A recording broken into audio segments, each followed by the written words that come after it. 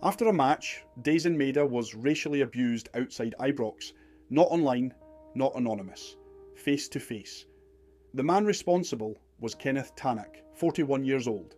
He shouted a racist remark directly at Maeda while the player was taking time to interact with supporters, doing exactly what fans say they want players to do.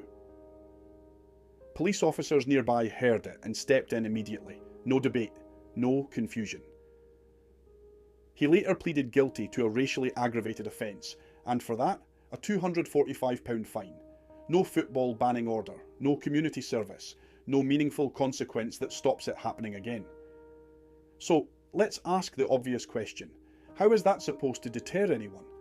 Because right now, it looks like you can racially abuse a player, get caught, admit it in court, and walk away with a fine that doesn't reflect the seriousness of the offence.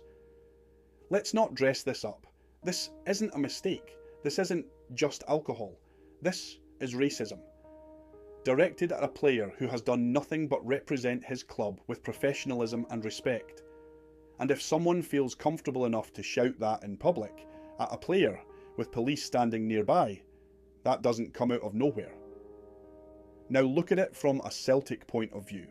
You've got a player like Maeda, relentless on the pitch, humble off it, and he's the one dealing with this. Celtic as a club talk about inclusivity and standing against discrimination. That's not just branding, that's part of their identity. So, when one of their players is targeted like this, it's not just unacceptable, it goes against what football claims to stand for. And then the question shifts. Where are Rangers in all of this? Because this didn't happen in isolation. It happened outside their stadium. What are they doing to challenge this within their support? Where are the consequences? Where is the zero tolerance? Because if this is the outcome after a criminal conviction, what message does that send? And it goes beyond one club. What are the authorities doing?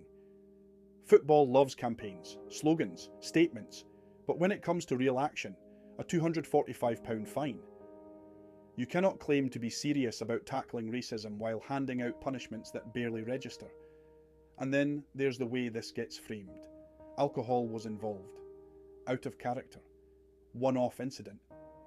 Why are we still hearing excuses? Why does the focus shift away from the victim and on to explaining the person responsible? Because every time that happens, it lowers the bar. Here's the reality. If racially abusing a player in public and admitting it in court only leads to a small fine, what exactly is stopping it happening again?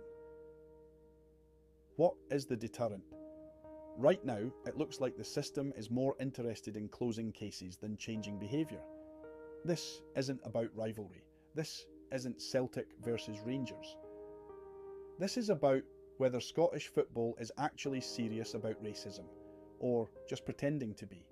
Because until punishments reflect the seriousness of the offence, until clubs take real responsibility, and until authorities move beyond statements, nothing changes. And players like Daizen Maeda are the ones who keep paying the price.